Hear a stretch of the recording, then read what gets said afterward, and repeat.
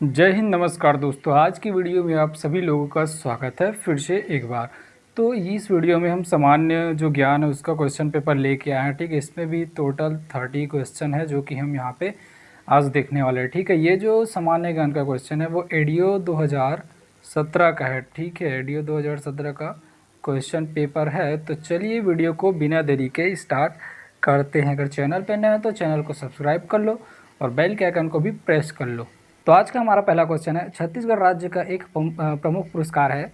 Option यहाँ पे दिए हुए घासीदास पुरस्कार, लता मंगेशकर पुरस्कार, कालिदास पुरस्कार या फिर द्रोणाचार्य पुरस्कार। तो इसका राइट आंसर लिया गया था ऑप्शन नंबर ए, घासीदास पुरस्कार। ठीक है दोस्तों, ये जो गुरु घासीदास पुरस्कार है वो छत्तीसगढ़ राज्य का क्या है, एक प्रमुख पुरस्कार है। ठीक है, यह पुरस्कार जो है वो सामाजिक चेतना और सामाजिक न्याय के क्षेत्र में उत्कृष्ट कार्य करने वाले व्यक्ति को जो है वो प्रदान किया जाता है। ठीक है, तो इसका राइट आंसर हो जाएगा अपना घासीदास पुरस्कार। ठीक है, नेक्स्ट क्वेश्चन यहाँ पे आया है, राज्य का प्रथम समाचार पत्र था, है ना। तो हमें बताना है कि राज्य का जो समाचार पत्र है वो कौन सा था। तो ऑप्शन यहाँ पे दिए हुए आप लोग देख सकते हो। तो इसका राइट आंसर लिया गया ऑप्शन नंबर सी, छत्तीसगढ़ मित्र। ठीक है, इसका प्रकाशन जो है वो 1900 में हुआ था। ठीक है, 1900 में जो पेंड्रा रोड है बिलासपुर, वहाँ से किया गया था। और इसके जो प्रकाशक या संपादक की बात करें तो वो कौन थे, माधवराव सप्रे।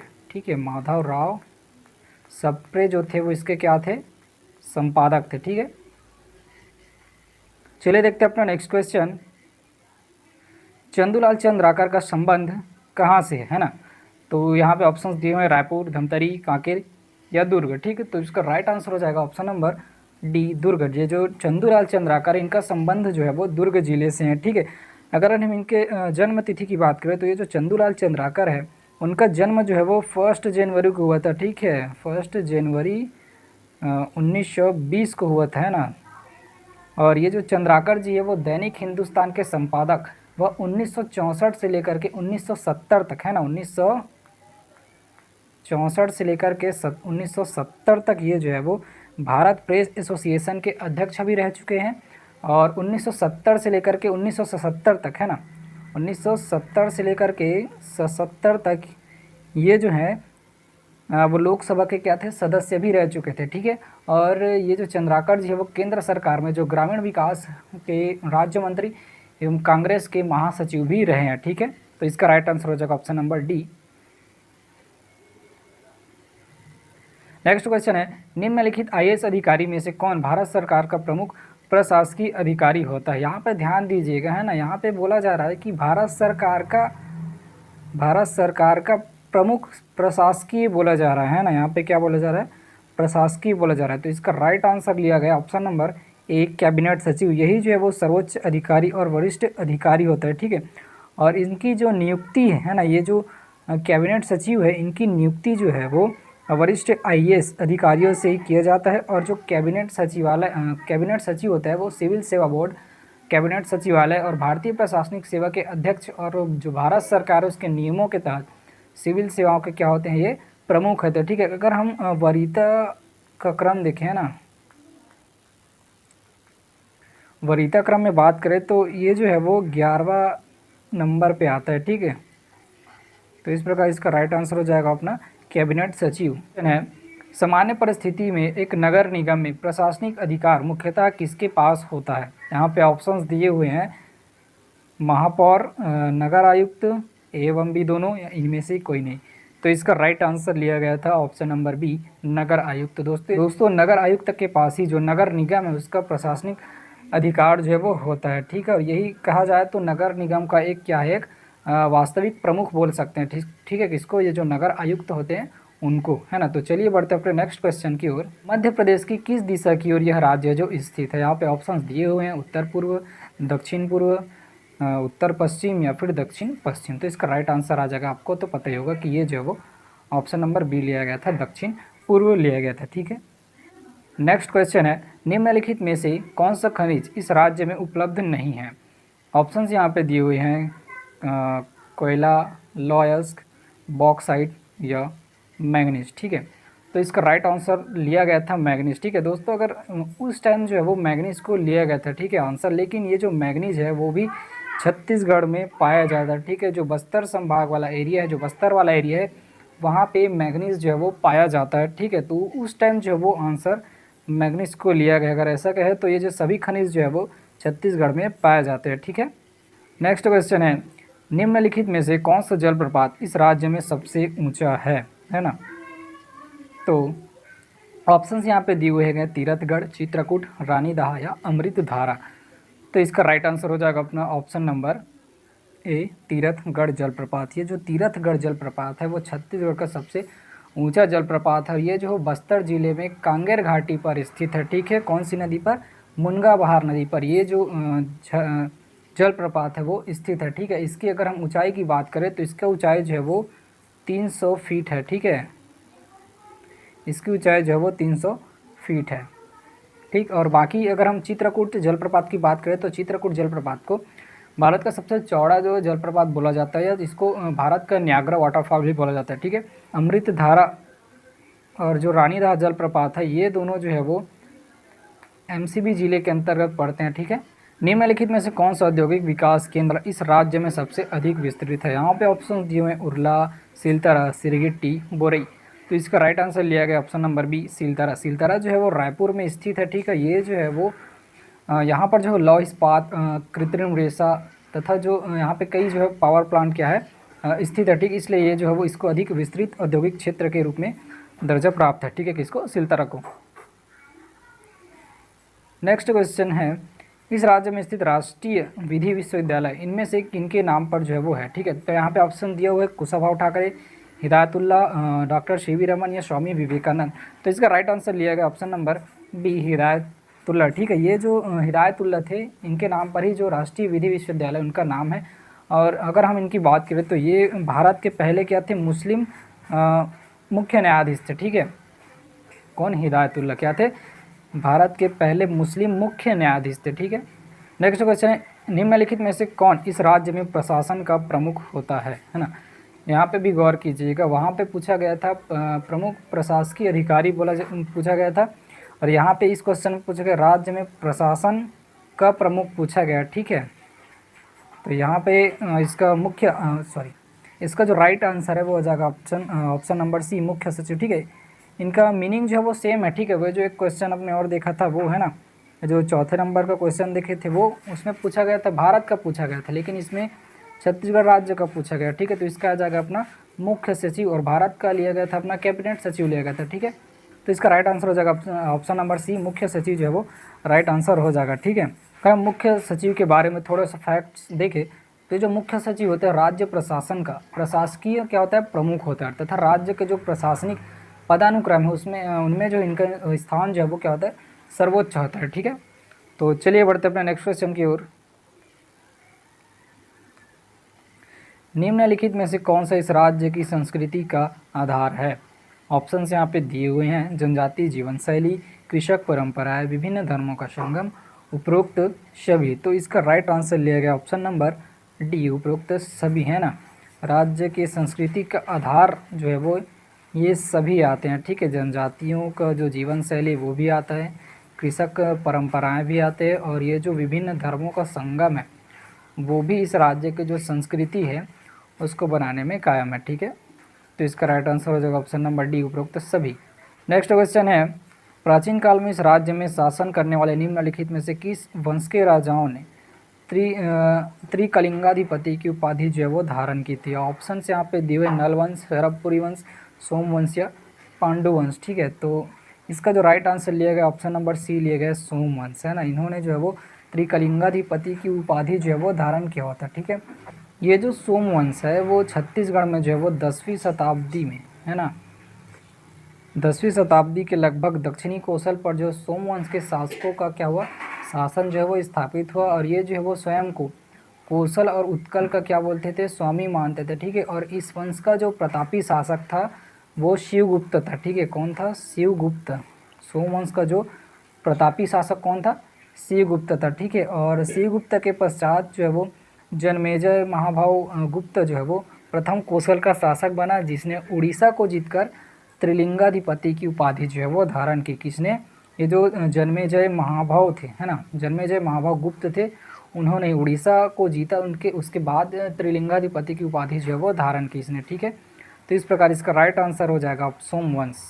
क्वेश्चन नंबर 14 है, इस राज्य का मराठा सूबेदार इनमें से कौन था जिसके शासनकाल में यूरोपीय शास्त्री कोलब्रुक जो है वो इस राज्य में आया था, ठीक है। तो ऑप्शंस दिए हुए हैं केशव गोविंद, बीकाजी गोपाल, विट्ठल दिनकर या महिपत राव। तो इसका राइट आंसर हो जाएगा ऑप्शन नंबर ए केशव गोविंद, ठीक है। केशव गोविंद छत्तीसगढ़ राज्य के मराठा सूबेदार थे, है ना। और 1950 ईस्वी से 1750 ईस्वी से मराठा शासन जो वो आरंभ हुआ था, ठीक है। और इनका जो शासन काल है वो लंबे समय तक चला और इन्हीं के जो शासन काल है उसमें यूरोपीय यात्री जो कोलब्रुक है वो छत्तीसगढ़ आया था, ठीक है। तो इस प्रकार इसका राइट आंसर हो जाएगा ऑप्शन नंबर ए केशव गोविंद। नेक्स्ट क्वेश्चन है, इस राज्य में असहयोग आंदोलन के दौरान इनमें से कर्मवीर पत्रिका के कौन से संपादक जो है वो गिरफ्तार हुए थे। तो इसका राइट आंसर लिया गया है option number B Makhanlal Chaturvedi. वर्ष 1919-20 की बात है ना। वर्ष 1919-20 के जो समय है उसमें माधवराव सप्रे जी द्वारा जबलपुर में जो है वो कर्मवीर जो पत्रिका है ना उसका जो है वो प्रकाशन आरंभ किया गया था, है ना। किंतु कुछ समय पश्चात जो है वो अंग्रेजी शासकों द्वारा इन्हें जो है वो गिरफ्तार कर लिया गया और घटना के पश्चात इनका जो कर्मवीर पत्रिका है इसके प्रकाशन जो है वो हिंदी के महान कवि माखनलाल चतुर्वेदी द्वारा आरंभ किया गया, है ना। और महात्मा गांधी द्वारा असहयोग आंदोलन के समय ये जो गिरफ्तार होने वाले माखनलाल चतुर्वेदी थे, ठीक है। नेक्स्ट क्वेश्चन है, भारत छोड़ो आंदोलन के दौरान इस राज्य के निम्नलिखित में से किस स्थान पर जिला कचहरी में आग लगाने का प्रयास किया गया। यहाँ पे ऑप्शंस दिए हुए रायपुर, बिलासपुर, धमतरी या दुर्ग। तो इसका राइट आंसर हो जाएगा अपना ऑप्शन नंबर डी दुर्ग, ठीक है। दुर्ग में जो है जो जिला कचहरी वहाँ पे आग लगाने का प्रयास जो वो किया गया था, ठीक है। भारत छोड़ो आंदोलन के समय छत्तीसगढ़ का जो प्रतिनिधित्व करने वाले नेता रविशंकर शुक्ल, लक्ष्मीनारायण दास, द्वारका प्रसाद मिश्र और कुंज बिहारी एवं वाई भी जो तामस्कर थे, है ना। और रायपुर जिले में कुछ क्रांतिकारियों द्वारा विस्फोटक सामग्री जो वो तैयार की गई किंतु उन्हें जो वो गिरफ्तार कर लिया गया, ठीक है। और 7 वर्ष की उनको जो वो सज़ा सुना दी गई, है ना। और इससे ही क्रुद्ध होकर के 28 अगस्त 1942 में ही ये जो रघुनंदन सिंगरौल है उन्होंने ही जो दुर्ग जिला कचहरी उसमें आग लगा दी थी, ठीक है। इसका कारण यह था कि यहाँ पे जो कुछ लोगों को जो है वो कुछ नेता थे, है ना, छत्तीसगढ़ के जो प्रतिनिधित्व करने वाले उनको जो है वो गिरफ्तार कर लिया गया था, ठीक है। इसके ही विरुद्ध हमें 28 अगस्त 1942 को ही जो रघुनंदन सिंगरौल उसके द्वारा दुर्ग जिला कचहरी में जो है वो आग जो है वो लगा दी गई थी, ठीक है। नेक्स्ट क्वेश्चन है, इस राज्य के निम्नलिखित में से किस जिले में प्रसिद्ध पुरातात्विक एवं पर्यटन स्थल सिरपुर स्थित है। तो इसका राइट आंसर लिया गया था option number C Mahasamund. Next question है, इस राज्य के किस स्थान पर प्रत्येक वर्ष संगीत समारोह का आयोजन किया जाता है जिसे चक्रधर समारोह कहते हैं। तो इसका राइट आंसर हो जाएगा ऑप्शन नंबर ए रायगढ़। रायगढ़ में जो है प्रत्येक वर्ष संगीत समारोह का आयोजन जो वो किया जाता है और जिसे जो है वो चक्रधर समारोह कहते हैं। यह जो है वो समारोह महाराजा जो चक्रधर सिंह हैं उनके स्मृति में आयोजित किया जाता है, ठीक है। नेक्स्ट क्वेश्चन है, इनमें से कौन इस राज्य की शीर्षस्थ महिला लोक गायिका है। यहाँ पे ऑप्शंस दिए हुए हैं फिदाबाई मरकाम, मांडवी सिंह, आरती जैन, ममता चंद्राकर। तो इसका राइट आंसर हो जाएगा ऑप्शन नंबर सी जो है लिया गया था, ठीक है। ममता चंद्राकर को जो है ये जो है छत्तीसगढ़ की शीर्षस्थ महिला लोक गायिका है, ठीक है। और जिन्हें पद्मश्री से सम्मानित किया जा चुका है। नेक्स्ट क्वेश्चन आता है, इस राज्य के जनजातीय लोगों द्वारा निम्नलिखित में से कौन सा लोक नृत्य किया जाता है जो कि कृषि पर आधारित होता है, ठीक है। तो इसका राइट आंसर हो जाएगा ऑप्शन नंबर ए कर्मा नृत्य जो है वो कर्मा जो नृत्य है वो कृषि परंपरा पर आधारित नृत्य है और यह जो है वो आदिवासी जनजातियों के द्वारा किया जाता है, ठीक है।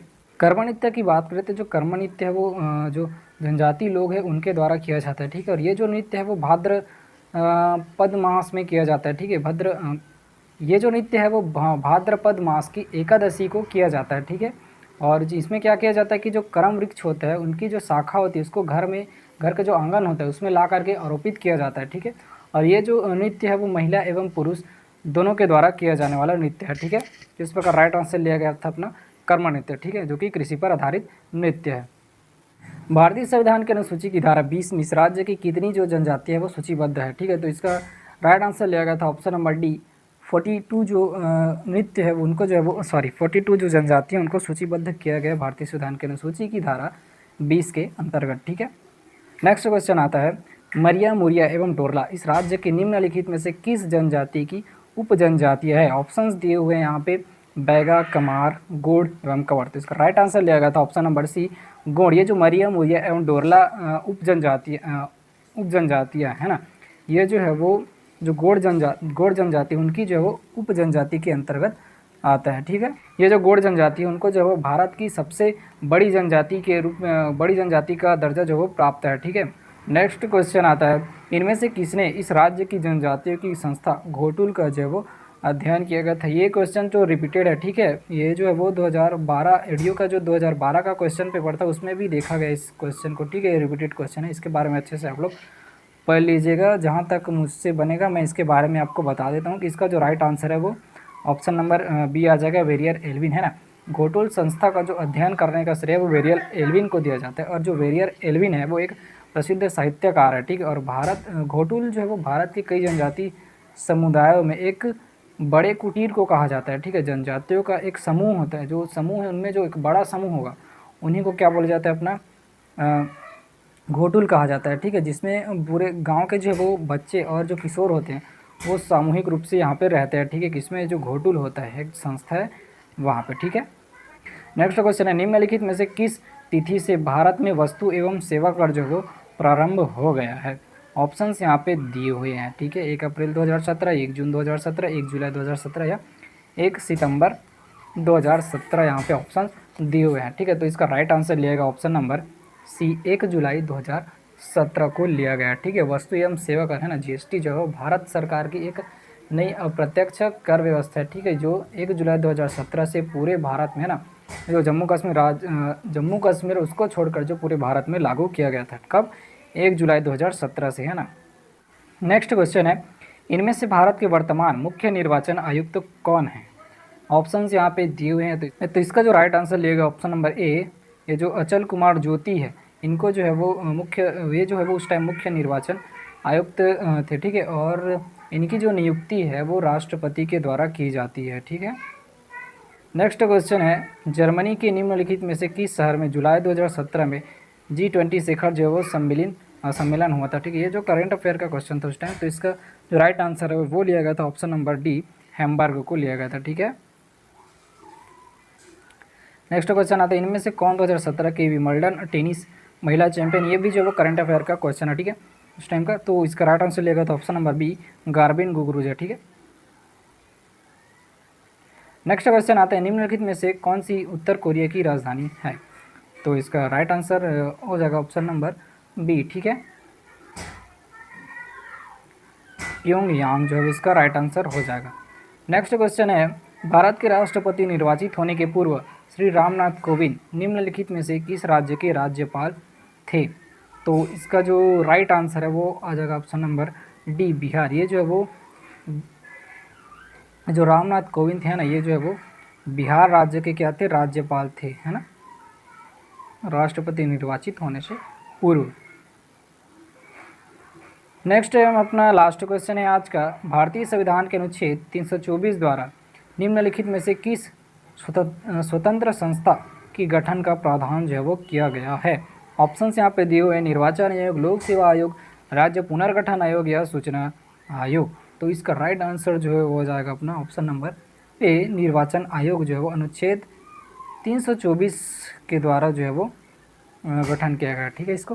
तो दोस्तों ये थे हमारे आज के 30 क्वेश्चन। मैं अभी वीडियो का जो और क्वेश्चन जो है वो लाने वाला हूँ, ठीक है। तो आप सब्सक्राइब करके रख लीजिएगा ताकि आपके पास ही सबसे पहले नोटिफिकेशन पहले और आपकी तैयारी जो है वो अच्छे से हो सके, ठीक है। अगर वीडियो में कोई गलती होता है तो प्लीज़ आप लोग कमेंट करके बता दीजिएगा, मैं अगले जो वीडियो लाऊँगा उसमें इसको सुधार करके लाऊँगा, ठीक है। तो मिलते हैं अपने नेक्स्ट वीडियो में। Thank you.